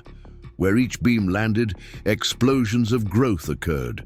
Trees sprouted and matured in seconds. Flowers bloomed in rainbow cascades. Fruit appeared on branches that hadn't existed moments before. Dr. Mitchell stood transfixed, his instruments forgotten. "It's not just growing," he whispered. "It's evolving. The genetic sequences are rewriting themselves in real time, adapting to local conditions, creating new combinations." Across the field, Volkov and her forces had stopped their advance. The botanist stood at the edge of the transformed area, her face a mixture of awe and frustration. She reached toward one of the new plants, only to jerk her hand back as it responded to her presence with defensive thorns. "It knows," Dorothy said in wonder. "The system can distinguish between friend and threat. Samuel programmed it with some kind of ethical framework." The transformation continued to spread outward from the farm in waves. Reports came in over the radio. Similar growth explosions were occurring worldwide, each of the 7 seeds having apparently teleported to different continents. News channels scrambled to cover gardens appearing in deserts, fruit trees growing. In Arctic conditions, blighted croplands suddenly flourishing. But not everything grew. In regions controlled by the Harvest Collective, in fields owned by corporations known for exploitative practices, the new plants withdrew their benefits. The Prometheus Protocol was indeed judging humanity's worthiness, rewarding those who served the common good while denying those who sought control. As the immediate chaos subsided, world leaders began to understand what had occurred. The power to control global food supplies had been taken from human hands and given to an intelligence that operated on principles of need and merit rather than profit and politics. Volkov approached the edge of the transformed field, her weapon lowered. "You've changed everything," she called out, her voice carrying a mix of anger and grudging respect. "Do you realize what you've done? Governments will fall. Economies will restructure. The entire world order will adapt," Rebecca finished. "Just like these plants. Samuel Meadows didn't create a weapon, he created a partner. Humanity will have to earn its abundance through cooperation and stewardship, not force and exploitation." The standoff continued as military forces on both sides grappled with the new reality. The Prometheus Protocol couldn't be captured, controlled, or destroyed. It had integrated itself into the global ecosystem, a living network that would shape humanity's relationship with agriculture for generations to come. As sunset approached, painting the transformed landscape in shades of gold and purple, Dorothy sat on the porch of the farmhouse, Samuel's journal in her lap. Rebecca joined her, exhausted but oddly at peace. "He did it," Dorothy said softly. "Samuel actually did it. Not the way he originally planned, perhaps, but better," Rebecca finished. "He created something that reflects the best of human nature while protecting against the worst." In the weeks that followed, the world struggled to adapt to its new reality. The Prometheus Protocol operated on principles that demanded cooperation over competition. Regions that hoarded resources found their supercrops failing. Communities that shared knowledge and helped neighbors discovered ever-increasing abundance. The Harvest Collective dissolved as its backers realized they couldn't control what had been unleashed. Some, like Volkov, eventually joined research efforts to understand and work with the new agricultural intelligence. Others retreated into irrelevance, clinging to old power structures that no longer functioned. Rebecca's farm became a pilgrimage, site of sorts, with scientists, agricultural experts, and spiritual seekers arriving to study the epicenter of the transformation. But the Hayes family maintained their simple life, tending their expanded gardens, sharing their harvest with the community, and gradually restoring the old farmhouse. Dorothy lived to see 2 more harvests, spending her final years documenting everything she could remember about Samuel and Grace's story. Her research became the foundation for understanding how the Prometheus Protocol made its decisions, how it rewarded genuine need while restricting greed. The world wasn't perfect. Human nature hadn't fundamentally changed overnight. But hunger became increasingly rare as the new crops adapted to local conditions and needs. Communities learned that cooperation yielded better harvests than competition. Environmental restoration accelerated as the intelligent plants began healing damaged ecosystems. On quiet evenings, Rebecca would walk through the transformed fields, sometimes feeling she could sense Samuel Meadows' presence in the rustling leaves and swaying grain. His dream of ending hunger was becoming reality, though in a way he never and could have imagined. The Prometheus Protocol had given humanity a choice: evolve their social and economic systems to match the new agricultural reality, or face scarcity in the midst of potential plenty. Most chose evolution. Standing in her kitchen years later, watching her grandchildren play in gardens that produced food year-round, Rebecca reflected on that pivotal day when she'd bid on a failing farm at auction. She'd sought a fresh start for her family and found herself at the center of humanity's next chapter. Above the refrigerator hung a framed photo from the local newspaper, showing the moment the 7 seeds had risen into the sky. The headline read, "Local Family Triggers Global Agricultural Revolution." But Rebecca preferred the handwritten note Dorothy had left her, words copied from Samuel's journal. "The earth remembers kindness and returns it 7-fold. We are not owners of the land, but partners in its promise. May those who come after us prove worthy of the abundance we leave behind." The morning sun streamed through the kitchen windows, illuminating a bowl of fruit that wouldn't have existed without Samuel Meadows' sacrifice and Dorothy Whitfield's determination. Rebecca picked up an apple, one of the new varieties that had emerged post-activation, and bit into it thoughtfully. The FBI still maintained a small monitoring station on the property, studying the ongoing evolution of the Prometheus Protocol. Dr. Mitchell had established a research center at the nearby university, working to understand the biological quantum computing that allowed plants to make complex decisions. Earl Thompson had become something of a local celebrity. His practical wisdom about the new agriculture featured in documentaries worldwide. Lucas had studied botany and bioengineering, drawn by the mysteries he'd witnessed firsthand. Maya became an artist, her paintings of the Transformation Day highly sought after by collectors. Both stayed close to home, understanding that Meadowbrook Farm remained special, a place where the boundary between science and miracle had blurred forever. Some nights, when the moon was full, Rebecca could see the faint bioluminescent glow that emanated from certain plants, a reminder that the Prometheus Protocol never truly slept. It watched, it judged, and it adjusted its gifts according to humanity's behavior. The world had been given a second chance, a path toward abundance that required wisdom rather than force, cooperation rather than domination. It wasn't the future anyone had predicted, but it was the one Samuel Meadows had dared to imagine in his lonely laboratory, driven by love for a woman named Grace and hope for a better world.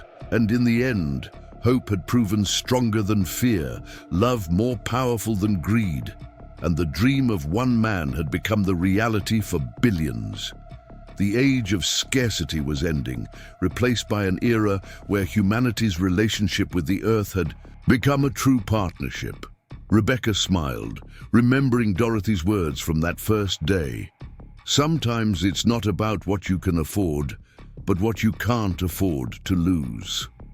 They had risked everything and discovered that the greatest treasures weren't gold or power, but the seeds of possibility planted by those brave enough to believe in a better tomorrow. 20 years after the activation of the Prometheus Protocol, Rebecca stood in what the world now called the Genesis Garden, the original field where Dorothy had poured Samuel's serum. Tourists came from every continent to witness the site where humanity's relationship with nature had been forever transformed. But today was special. Today marked the anniversary, and more importantly, the day when the protocol would reveal its final gift. Maya, now in her mid-30s with children of her own, approached with a worn leather satchel. "Mom, I found something in the old storm cellar, behind a wall that collapsed during last week's earthquake." She pulled out a metal cylinder, smaller than the original container, but bearing the same intricate etchings. Rebecca's heart quickened. Even after 2 decades, discoveries related to Samuel Meadows still sent adrenaline through her system. Has anyone else seen this? Just Lucas. He's running tests in the lab now. Maya glanced around at the tourists, photographing the memorial plaques. Should we close the gardens? Before Rebecca could answer, a familiar hum filled the air. The plants throughout the Genesis garden began their synchronized swaying, a phenomenon that occurred only during significant events. Visitors gasped and pointed as bioluminescent patterns raced through leaves and petals, creating living artwork across the landscape. Dr. James Mitchell, now director of the Global Agricultural Intelligence Institute, hurried over with his tablet, displaying rapidly scrolling data. "Rebecca, we're seeing synchronized responses worldwide. Every Prometheus plant on every continent is reacting to something. The quantum bio network is more active than we've ever recorded." Rebecca studied the cylinder Maya had found. Unlike the first container, this one bore a date etched clearly on its surface, to be opened on the 20th anniversary of activation. Below it, in Samuel's distinctive handwriting, "The Final Testament." "He knew," Rebecca whispered. "Somehow, Samuel calculated exactly when we'd activate the protocol and prepared this for today." They gathered in the research center, a gleaming facility built where the old barn once stood. Lucas had already placed the cylinder in a containment field, though years of experience suggested Samuel's gifts, while transformative, were never directly harmful to those with good intentions.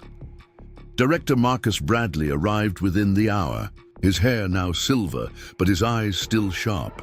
The FBI's Biological Securities Division had evolved into something more like guardians than investigators over the years. "I flew in as soon as the global network showed anomalies," he said. "What have we got?" Rebecca showed him the cylinder. Another message from Samuel, hidden for 20 years, timed precisely for today.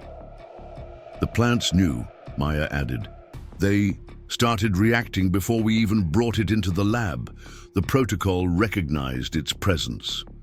As they prepared to open the cylinder, news feeds showed similar scenes worldwide.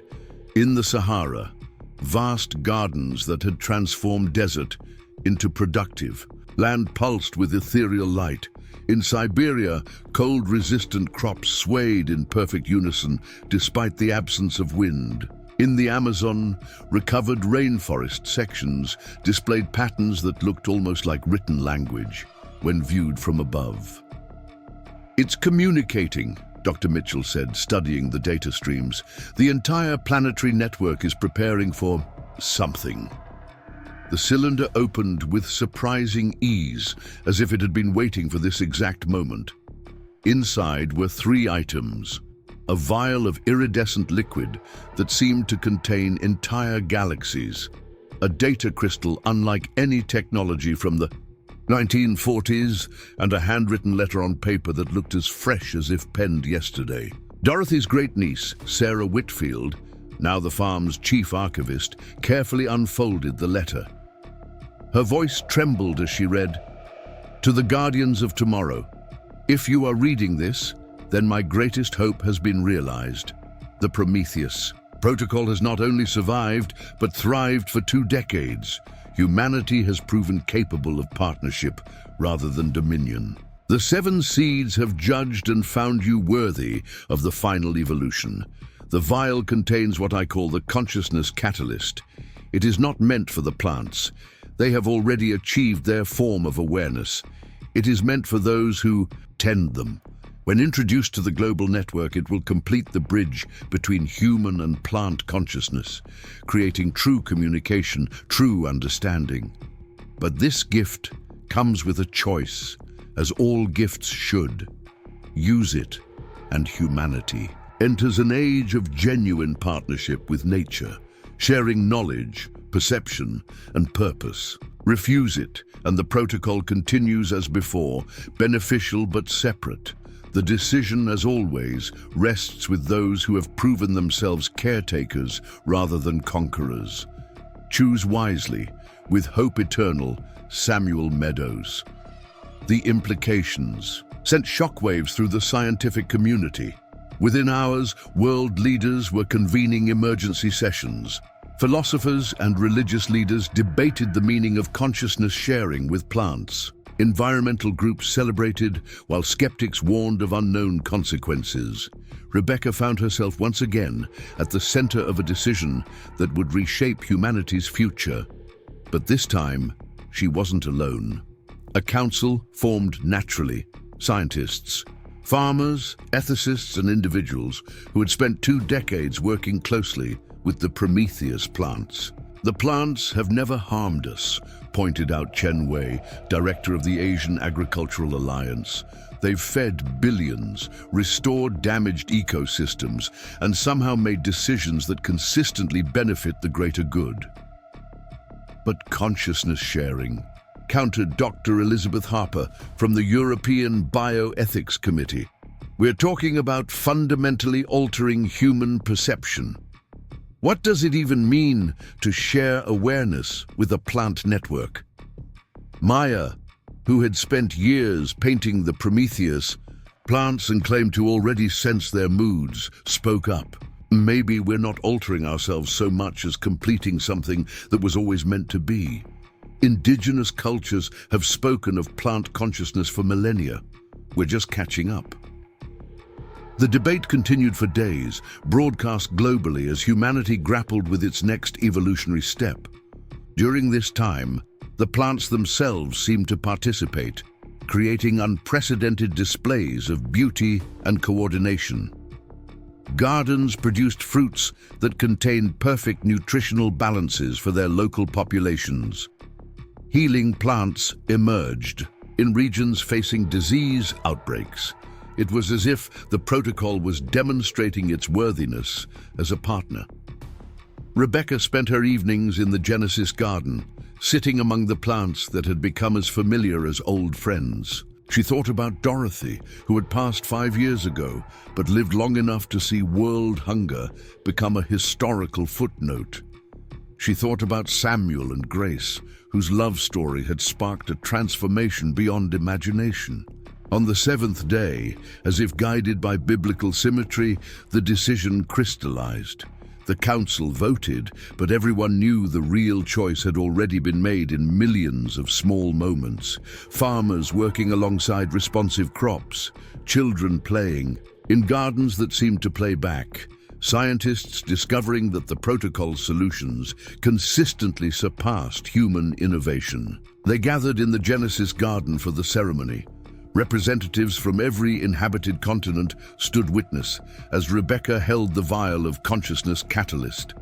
The setting sun painted the sky in shades of rose and gold, while the plants emanated their own subtle light. 20 years ago, Rebecca began, her voice carrying across the hushed crowd, we activated the Prometheus protocol in desperation, hoping to stop those who would weaponize nature. We discovered instead a gift beyond measure, a partner in healing, our world. Today, we take the next step not in desperation, but in trust. She poured the iridescent liquid onto the soil at the center of the garden. The effect was immediate but gentle, not the explosive transformation of the original activation, but something more profound. The liquid spread through the ground like living mercury, following root systems, climbing stems, flowing through the entire connected network. Then came the moment humanity would remember forever, the first true communication. It wasn't words. Plants don't think in human language. Instead, it was pure understanding flowing through every person present. The vast patience of trees, the urgent joy of spring flowers, the deep knowledge of soil microbes, the cosmic dance of photosynthesis, all became accessible to human perception. Tears streamed down faces as people experienced the world through utterly alien yet perfectly comprehensible senses. The network's decision-making process revealed itself, not cold calculation, but a form of love, an unwavering commitment to life's flourishing. Every choice the Prometheus Protocol had made over 20 years suddenly made perfect sense. In that moment, humanity understood why certain regions had been denied abundance, not punishment, but prevention of greater harm. They felt the network's sorrow at every species extinction, its joy at every recovery. They experienced the mathematical poetry of growth, the chemical symphonies of seasonal change. The connection stabilized into something sustainable, not overwhelming constant awareness, but the ability to commune when needed. Farmers could sense their crops' needs directly. Scientists could understand biological processes from the inside. Children could learn from ancient trees, and everyone could feel the pulse of life that connected all things. In the months that followed, the change manifested in countless ways. Agricultural productivity soared as humans and plants collaborated. With perfect understanding, environmental restoration accelerated as people could perceive ecosystem needs directly. Mental health improved as connection to nature became literal rather than metaphorical. Wars became harder to wage when soldiers could feel the Earth's pain and violence. Corporate exploitation faltered when executives experienced firsthand the suffering of damaged ecosystems. Political divisions softened as shared planetary consciousness created undeniable common ground. Not everyone embraced the gift. Some chose to remain separate, and the protocol respected that choice, continuing to provide for their needs without the deeper connection. But most of humanity stepped forward into this new partnership, finding it not a loss of individuality, but an expansion of identity. Rebecca lived another 37 years, long enough to see the first generation of truly integrated human-plant consciousness reach adulthood. These children, who had never known separation from nature, became the architects of a civilization that finally balanced human ambition with planetary wisdom. They built cities that breathed with their inhabitants, grew rather than expanded, and gave back more than they consumed. They developed technologies that enhanced rather than replaced natural processes. They created art that captured the impossible beauty of chlorophyll dreams and root-deep memories. On Rebecca's 100th birthday, surrounded by descendants and friends in a garden that seemed to celebrate with them, she reflected on the journey from desperate single mother to guardian of humanity's transformation. The old farmhouse still stood, now a museum and shrine, but also a living home where her family continued the work of tending and learning. That night, as she had done thousands of times before, Rebecca walked out into the Genesis garden. The plants recognized her not just as the woman who had helped activate the protocol, but as a friend who had spent a lifetime in their company. Flowers turned to face her passage. Trees rustled greetings. The very soil seemed to warm under her feet. She found her favorite spot, a bench grown rather than built, where she could see the memorial to Samuel and Grace that Maya had sculpted years ago. The statues seemed to smile in the bioluminescent glow, and Rebecca could almost hear their voices in the plant song that filled the night. "Thank you," she whispered, not sure if she was addressing the plants, the long-dead lovers, or the strange providence that had brought her to that auction so many years ago. Thank you for trusting us with this gift. The garden pulsed once with warm light, acknowledgement, gratitude and love in a language beyond words, and Rebecca knew that whatever challenges lay ahead for humanity, they would face them not as conquerors of nature but as partners in the endless dance of life. As she walked back to the house, the plants sang their ancient songs, and for the first time in human history, everyone who chose to listen could understand the words. The age of separation was over. The age of integration had begun. And in gardens, across the world, the Prometheus Protocol tended its human partners as carefully as they tended it, nurturing a future that Samuel Meadows had dared to dream and Dorothy Whitfield had courage to pursue. The last entry in Rebecca's journal, found after her peaceful passing, read simply, "We planted seeds of hope in desperate times. We harvested connection beyond imagination. The future blooms eternal in the garden of human becoming. May those who come after us remember we are not alone. We are all one. We are forever home." And in the Genesis garden, where it all began, new flowers bloomed with petals that captured starlight, roots that touched the planet's heart, and perfume that carried memories of a woman who bought a failing farm and helped humanity find its way back to the Garden of Belonging. Up next, you've got two more standout stories right on your screen. If this one hit the mark, you won't want to pass these up. Just click and check them out.